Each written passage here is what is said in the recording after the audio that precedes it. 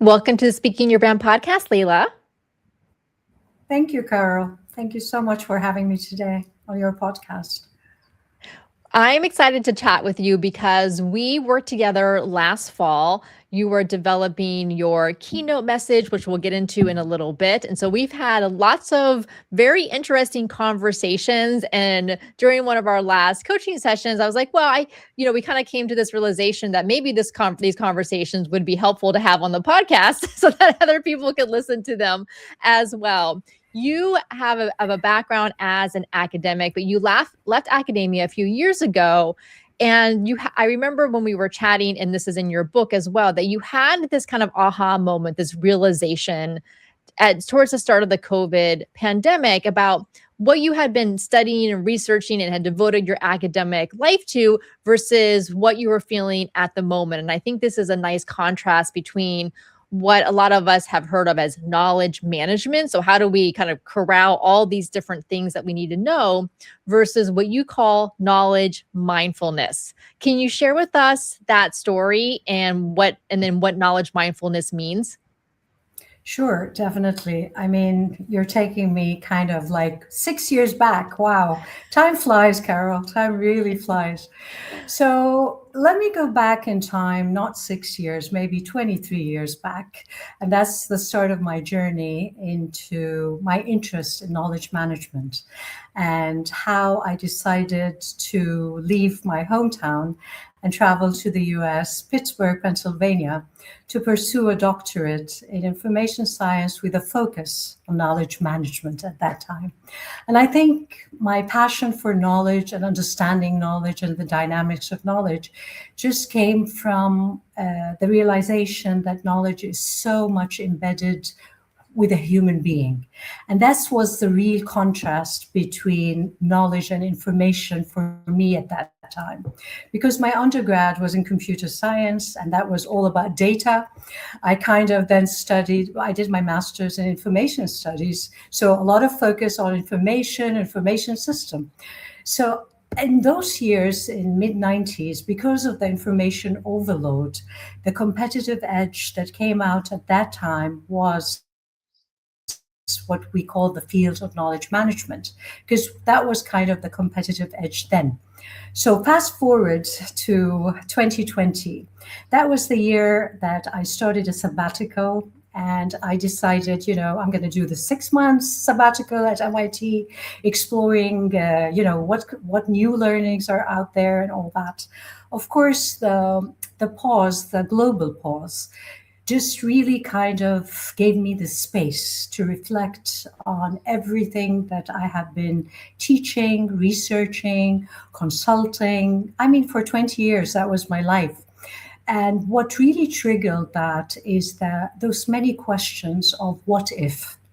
And I think, what if things don't go back to normal? What if I lose my job? What if this and that, and all this kind of created so many questions in my mind that I felt that all my old learnings could not answer.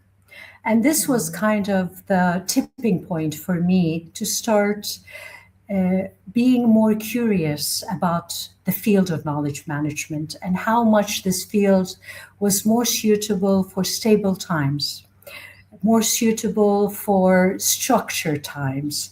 And when times of disruption hit, when times of uncertainty came around, fast change of things around us, I just felt we can't X a field, of course, because it has so much to give. But I felt it's time to expand and stretch that field to include other parts that can help us navigate those unconventional times that we were heading. And that was the start of coining this concept, because the word management has always kind of made me uncomfortable. Because of the realization that information and knowledge are very different.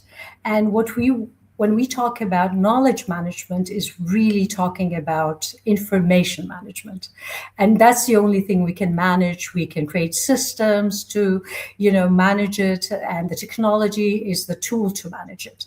When it comes to knowledge, and it's so much embedded with human beings, I think the third wave of knowledge management realized somewhat that, and created more communities of practice for people to share their knowledge. I think what makes knowledge mindfulness, and the word mindfulness, I thought was kind of more suitable to these unconventional times and the uncertainties, because it really emphasizes awareness. It emphasizes knowing the full spectrum and the full dimension of our knowing. And this is something that felt very much closer to my heart. And it made more sense to me than the word management, because knowledge is so much, like we said, it's tacit, it's so much to do with a human being. So I felt the main difference is really that knowledge mindfulness is about leadership, taking Mhm. agency, taking agency of your own knowing, and what shapes that knowing, and how does your knowing shape your being and doing, which means your life. So in many ways I kind of put that self-understanding into the equation more profoundly in knowledge mindfulness, where the focus in knowledge management was more about the knowledge flow in organizations. In knowledge mindfulness, it's really to do with integration, with really putting the pieces together between your understanding of yourself and understanding of the world, and how do they come together in ways that can serve you better in these unconventional times. So that's kind of the main difference between the two, and how I came to coin the concept of knowledge mindfulness, which is really, it stems from knowledge management. The foundation is that science and field of knowledge management, and that I'm so proud of, and I've taught and researched and published. I published around 35 peer-reviewed articles in journals, and all my attention then was on the dynamics of knowledge sharing between humans. But I think where knowledge mindfulness comes is more focus on the internal dynamics of the human beings themselves, and how this is connected with their context. And that's kind of, Mm. in a nutshell, the story of Yeah. knowledge mindfulness. Well, that was beautifully described. Thank you, Layla. And it seems to me like knowledge management is very out there, like it's very disconnected and distinct from us, right? It just sits in a database or it sits on a computer somewhere, versus sounds like knowledge mindfulness is very much integrated into also who we are, like you said, as human beings. It's our minds and our bodies, right? And our hearts and our whys, and what it is that we want to do with our lives and the meaning that we're looking to find. Very true, but within the context that you're living in. So we're not, knowledge mindfulness does not only explore your holistic or multidimensional knowing, but also your knowing within the context that you're living in. Because this is the dynamic, let's say, integration between the multi dimensions of yourself, but within the world that you're living in, because they kind of affect each other. This is the dynamic that we kind of touch upon in between, not self alone, not the organization alone or the teams alone or your context alone. We do look at the relationship, the quality of relationships between the two. And this is the main difference. So Layla, you had this realization during the first, months of the pandemic, and then you ended up writing and publishing a book, which I read in preparation for working together, which was so beautifully written. I really enjoyed it. It's called Knowledge Mindfulness: The Interconnections That Help Leaders Transform Their Business and Life. And I'll make sure to include a link in the show notes for listeners who want to check that out. So, what prompted you to take these ideas that were forming and decide to put it into a book? And then how did that process of writing the book, editing the book, getting it to publication help you to refine the ideas and to find your voice in this new angle that you were discovering? I think the book was kind of, for me, the first point in this long journey of knowledge mindfulness, Why I say that, because I think within the principles of this concept, we really advocate that your ideas need to come to life. And a lot of people have these great, great, great ideas, and they, kind of talk to themselves or their colleagues for sometimes months, years, without bringing those ideas into a form, into formation. And I think I wanted to, like we always say, walk the talk. So I couldn't, first of all, I couldn't keep this idea in my head because I felt it was ripe enough to start in a book. So that was one way of putting it out there for me, even to start this journey, realizing that this is a dynamic journey. And whatever started in a book is just a starting point. It won't end with what the book says, because I already now, right now, I can tell you I have like Knowledge Mindfulness 2.0 in my mind, and which is coming out there in the form of a cohort, a workshop that I'm teaching, in the form of a podcast that's out there. And I think all these spaces that, this idea is being formed into also is a space to grow, is a space to keep questioning all this idea, what works, what doesn't work, what is growing in what dimension and how. And I think this is the main principle of knowledge mindfulness. Because again, a big difference between knowledge management and knowledge mindfulness is our relationship to knowledge itself. In knowledge management, we kind of looked at knowledge as an asset, asset that, we called it, intellectual capital, human capital. It's always capital. It's always like an asset that you want to hoard, you want to keep, because it's so much related to your identity. It's so much related to your competitive edge. But in knowledge mindfulness, it's more a detachment of knowledge as an asset and more focus on knowledge as a living system that needs to be nurtured, needs to be questioned, needs to be renewed and refreshed all the time. So there is that kind of a lot of humility that comes into the equation when we talk about knowledge mindfulness, because as much as we think we know, we still don't know so much in this life. And I think this is what we emphasize so much in knowledge mindfulness, is always start with the question of what do I know and don't know about this challenge. Mm. So this is kind of what the book has really kind of helped me to be this starting point, this small baby step, that to bring all this tacit knowledge that I had in my mind into a codified form, into a form that can be challenged, can people could be curious about, questioning, forming. And that's where I think I always feel that knowledge is the really only form that we have, a primary source that grows the more you share. And it's not the opposite. Mm. It really kind of shrinks the more you hoard, and the more you share, you think, Yes. oh my God, my understanding is growing, my comprehension, how I see things. And it's exciting. It's so exciting when you feel that way, because it makes also a space for connection. And this is also a big, big point that, we touch upon in knowledge mindfulness. Well, Layla, I love that you have taken your thought leadership message, this idea of knowledge mindfulness, and you have now had these different outlets for it. You have your book, you have your website, you have, with your email newsletter, you have your podcast, now you have the workshops you're doing, the keynote speaking, other speaking engagements you're doing.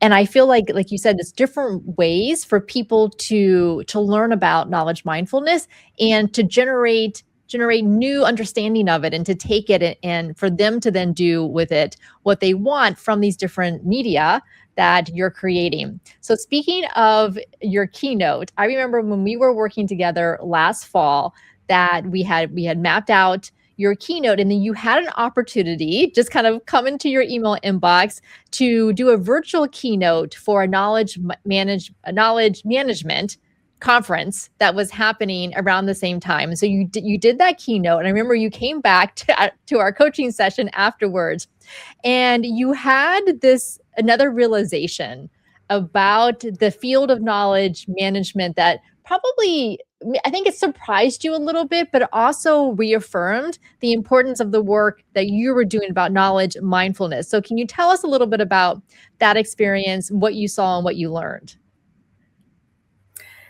I think I remember what you're talking about because I remember coming back with an aha moment and a realization that I think a big part of me leaving academia, I remember, was this notion that as experts, we kind of always tend to just cling to what we know, in many ways defend what we know, in many ways become static, become hardened of what we know.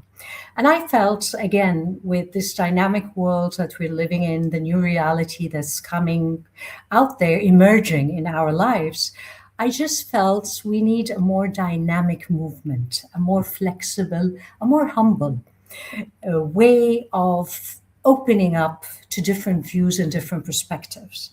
And I think this was the aha moment that you're talking about. That when I attended this virtual conference, in many ways, they were speaking about knowledge management systems. And for me, again, that hit, somewhere in my memory. I recalled a study actually that I have done in 2004. And I published a paper where I interviewed six information specialists that worked in six companies in the US: Microsoft, Ford, Boeing, 3M.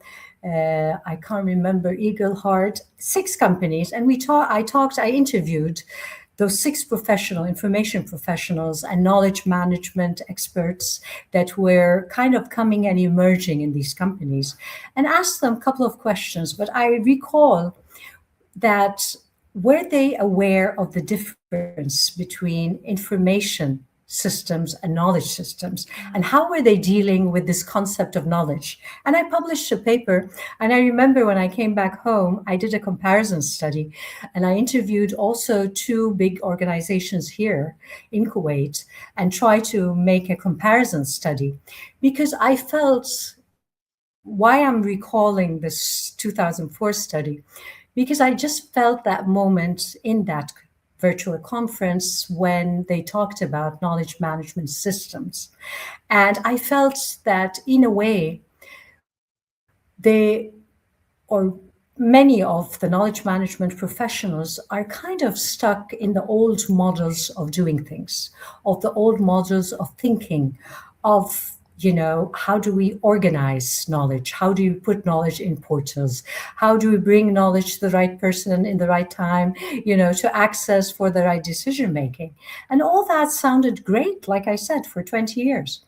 But now we live in what we call augmented knowledge age, AI age, where AI is here already. AI is the performative, dimension that all these called knowledge management systems and what they were trying to do, now AI does. So in many ways, that was the aha moment. If that's the case, then what is left for human beings? What is our competitive edge? And that's what brought, again, the importance of navigating these unconventional times with a concept like knowledge mindfulness that can help out, not in giving you answers. It's just a space, maybe to start with giving you principles, but you can kind of maneuver your way according to your context and your challenges. And that's the nice part about it. It never tells you what to do. It never tells you, oh, you know what, Carol, you have these 3 points. If you do them, you're the most successful tomorrow. And we are challenged so much with these concepts: 5 things, 3 things, 7 things tomorrow. You'll be this and that. And I think we need more integrity in our offerings. And I feel that mindfulness kind of creates that space where Mm. it's more about giving you a flexible, organic place to start with, to question so much of maybe your doings and beings and knowings at this time, and maybe embark on your own lifelong journey of knowing, being, and doing in ways that can bring you the success and wellness that you aspire for in your own context again. And that's a very important distinction, I think. Well, Layla, speaking of this idea of one's own context, when it and to your point about not just saying, okay, here are the three tips or three things to do, because it can't apply to everyone. The three things that work for me may not be the three things that work for you. The three things that work for the woman who's listening to this podcast right now, and whatever the topic may be. And I feel like for so long, like you said, for the 20 years now since you had published that original paper, that so many people are stuck in the I have the answer. Like I have the one, or they're looking for that one answer, that one solution that's going to give them everything. But to your point, in these unconventional times where things are advancing so quickly, there's never going to be any one answer. Yeah.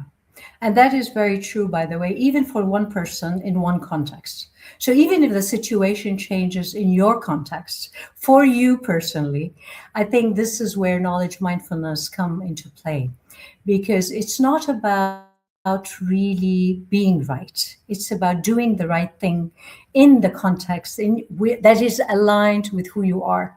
So this is kind of the dynamics we're looking for, this synchronization between your knowing and your being. Means how do you show up in this world. That's why when we talk about being, it's like the new leadership that we're tackling here. And that's so much infused with the level of knowledge maturity that you have. And that kind of manifests in how you show up in your relationship, in your communication, in your behavior, and how it shows up in your doing. And your doing is your choices you make, the responsible choices that you think about now that can impact generations to come. We tackle all these cyclical dimensions because we kind of focus on the quality of relationships between the knowing, being, doing. We don't look at the parts alone. We look at how every part is interconnected with the other part and how it affects the other part. And I think this is the teachings, and we're trying to put this out there because this is not our usual way of learning.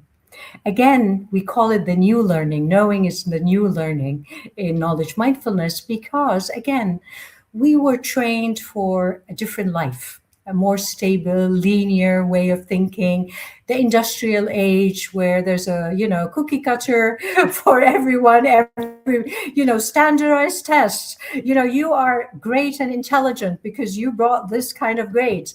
We don't look at that anymore right now. We value everyone's own unique intelligence, own unique value, because we believe that each one of us holds part of the equation and a part of the picture, part of the puzzle. And putting the pieces together, that's what brings the whole out there in a much, much more profound, valuable, effective way in these unstable times than ever before.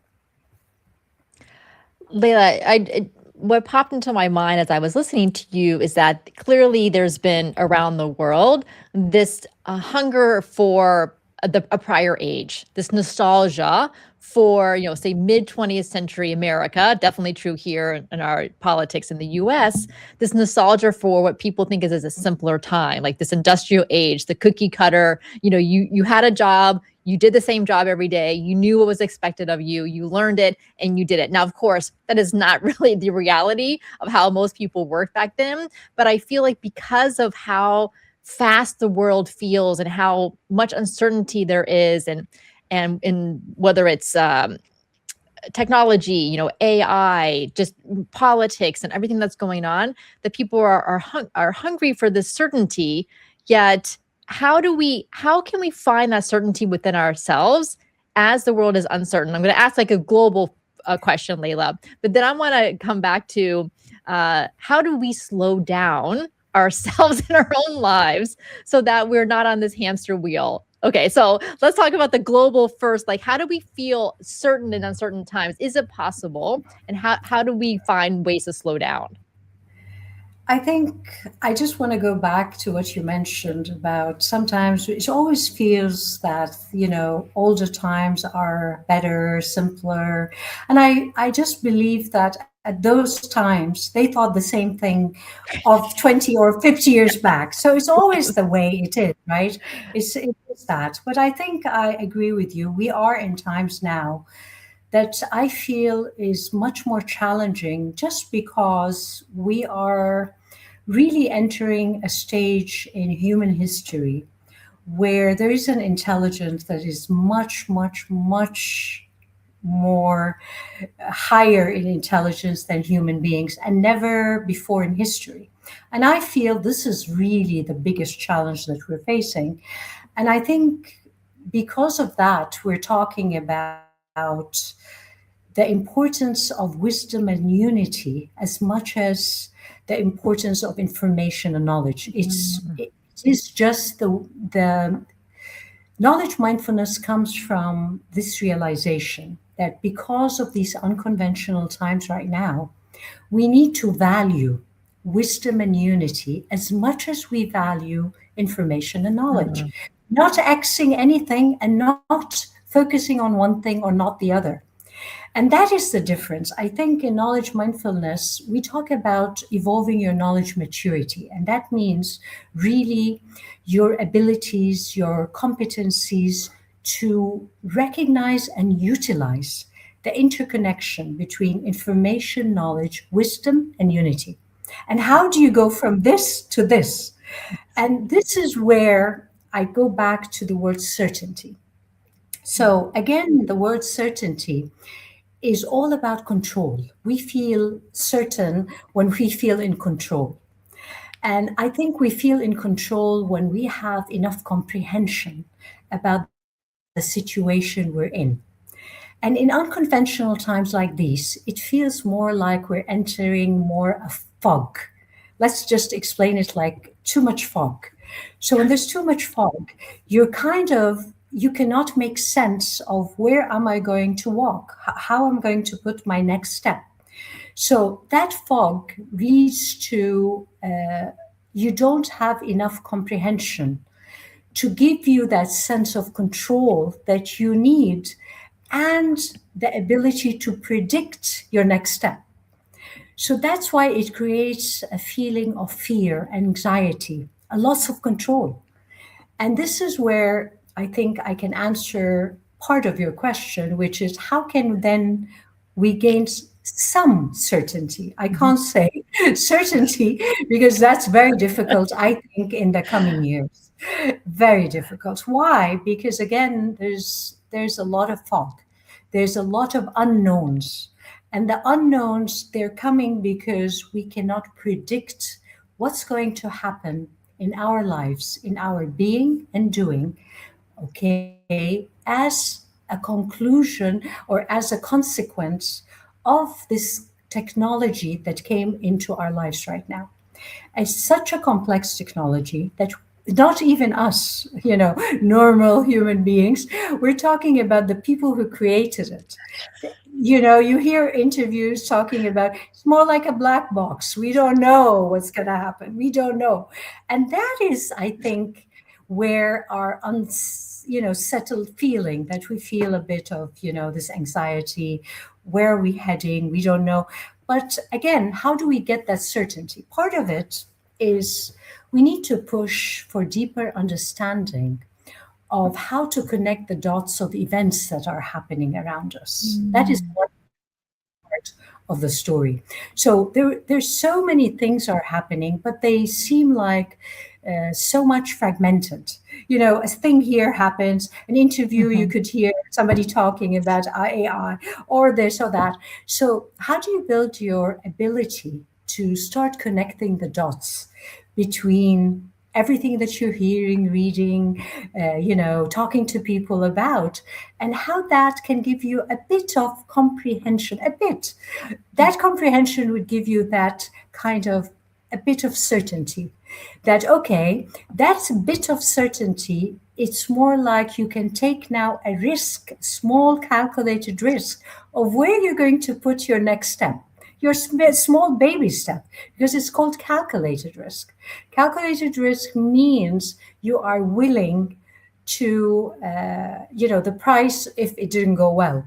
You're not putting your whole self into this because, again, it's so foggy. So you're going to go slowly, cautiously, with a small baby steps that is going to come out of your realization of a bit of comprehension of what's going on. Accordingly, you can predict your next action.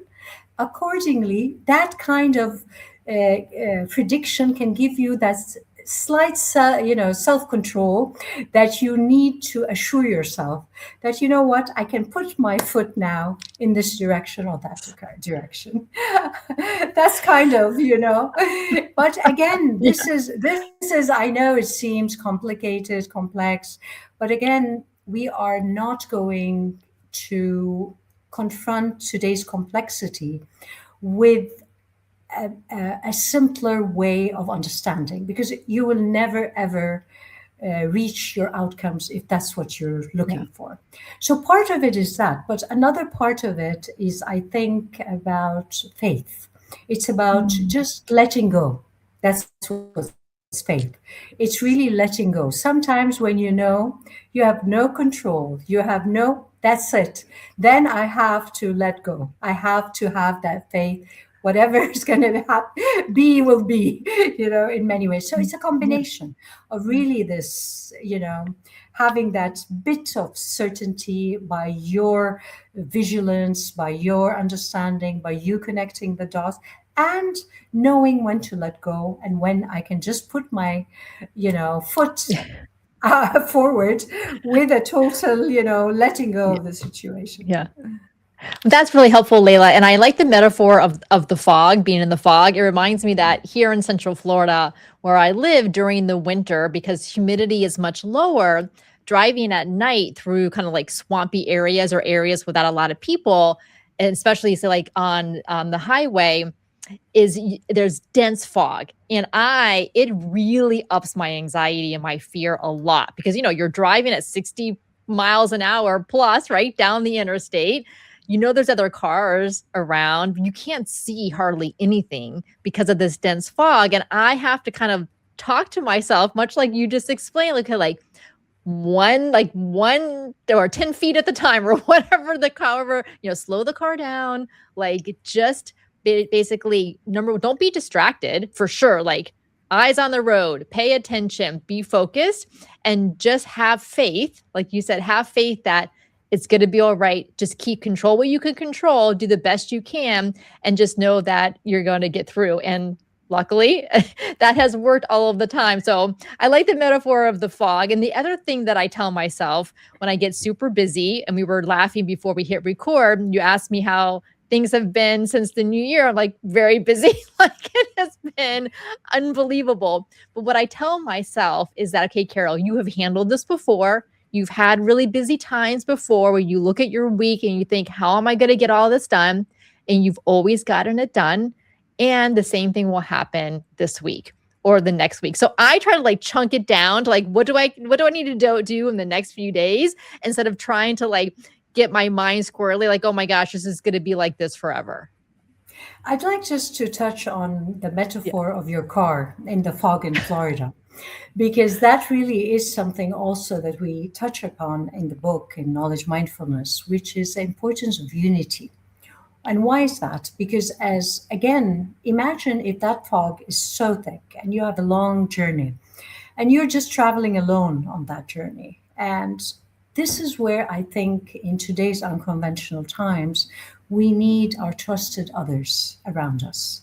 And this is where I think this whole wisdom, unity, the value of wisdom and unity comes into play. Because as much as we think we are intelligent, as much as we think we have the competencies, as much as we think we know, as much, not in today and tomorrow's much, much more complex world that we are entering. I don't think our narrow perspective would help us in any way Mhm. because as human beings, we have blind spots. So, in your car, in your journey, as much Mhm. as you think you're the best driver, you still have those blind spots. Imagine in that car, you have two and three of your best friends, trusted colleagues around you that in times of tension, they can guide you. You know what, Carol, don't go left. I could see this or I could sense that. So now your view is not as narrow. You Mhm. kind of widened that view into a much wider perspective that can help you through the journey, through the fog, and through the hardships that, these unconventional times could carry. Oh, that's beautiful. I love that. Yes. I usually my husband is driving and I'm the one in the passenger seat flipping out. so, so That's easier. right. I don't I know. don't I don't know. know if I it's don't know if easier. it's easier because I don't feel like I have any control, right? So Yes, I know. I know. It's very hard because there you need the wisdom. I'll tell you how. You need the good judgment to even tell your husband when to slow down, when to do this, and when, because otherwise it really can make him more anxious if you're yes. just telling him what to do. And I've Yes. encountered that personally. Yes, I have learned that too over the years. Yeah. Yes. All right, Lee, that's all. I'll definitely remember this fog metaphor. I like this. So then tell me a bit what are you working on now? What is next for you? You've relaunched your podcast, Knowledge Mindfulness Porch. Listeners should definitely go check that out. What else is on the horizon? I think there's so many ideas, but again, as we said, baby steps, we have kind of, I always remind myself,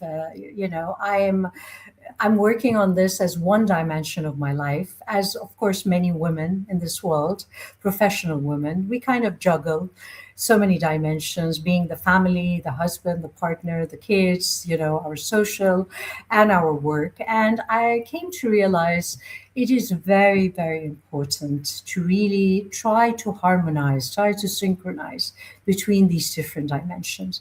Why? Because I just feel these are experiences that really is so important for us to live and to live more profoundly. And for many, many years, we kind of always separated between work and personal life. Work has always been, you know what, I don't want to do this, but I have to do it. I need to earn money. I'm just doing it this for a while, and then I'm going to focus on this and that.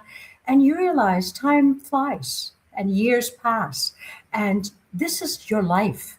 Whether it's work or personal, you're just living your life. And I came to realize that really we kind of human beings fragment between work and life, personal and professional.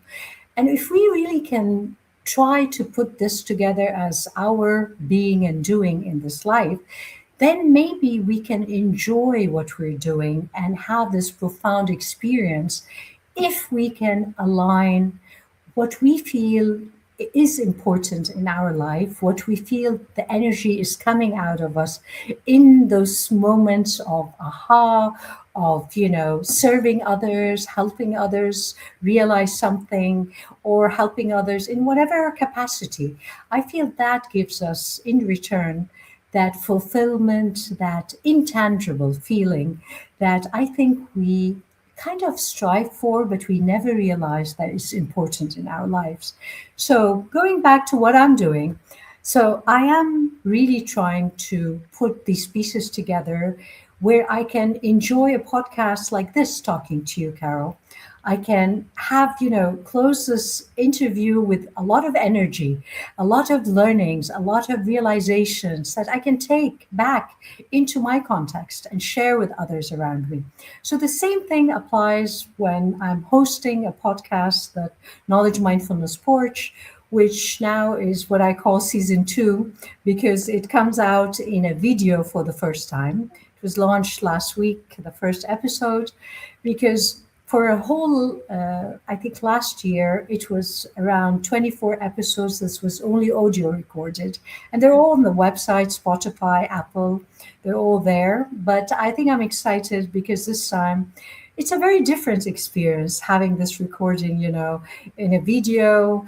And I think what I'm excited about is having different guests, different age groups, different backgrounds, different industries, just to have that space where we kind of see everyone, hear everyone, and value everyone, because we feel that everyone has something valuable to say. Even if someone took one word out of that podcast, we've done our jobs in many ways. So that gives us that excitement and fulfillment. Another thing I'm working on is a master workshop that I'm conducting. This is cohort 2. And I'm very excited because the last session is going to be conducted in 2 days. And I feel I have learned a lot from my participants, because again it's a cyclical movement of how do you teach and learn, and how this kind of cyclical movement always makes you evolve. So every cohort, I just take everything that I've learned and how can I make the second cohort much better? Mhm. How can I Mhm. give them an experience of knowledge mindfulness, not only in, lecture wise, no, in how they see things, how they change their mindset. Have they really came with aha moments? What are and how are they going to change one habit, maybe, that they're going to continue this lifelong journey of knowledge mindfulness, integrating it into their life practices and so on. So that's also an exciting, very exciting, project that I'm working on just now. And I think there's so much that hopefully will happen in the next year. I'm building a great team around me, and I'm so proud of them, because again, it's not a team of only, I'm not looking for only competencies and knowledge in Mhm. this team. I'm looking for really quality relationships where mind, heart, and souls connect. We have kind of shared values, shared purpose, younger, too young to retire, as I call. We have these kind of dynamics. So we're kind of walking the talk as a team before we bring things out there. We're kind Mhm. of experiencing it firsthand in our green group dynamics, in our lives. We're sharing our experiences. So I'm really, really enjoying that part also. And I'm looking forward to really more ideas, creative ideas out there to bring knowledge mindfulness to, the global audience, hopefully out there. Wonderful, Layla. Well, it was a pleasure to get to know you and to work with you. I'm so glad that we connected. I know that you have definitely planted seeds in my mind as far as how to think about knowledge mindfulness, but even bigger than that, like the life that I want to lead, how I lead speaking your brand, and the clients that we get to work with, and how much I learn from them just as much as like you said, uh, they learn from me. So thank you so much for the work that you do and for coming on the Speaking Your Brand podcast.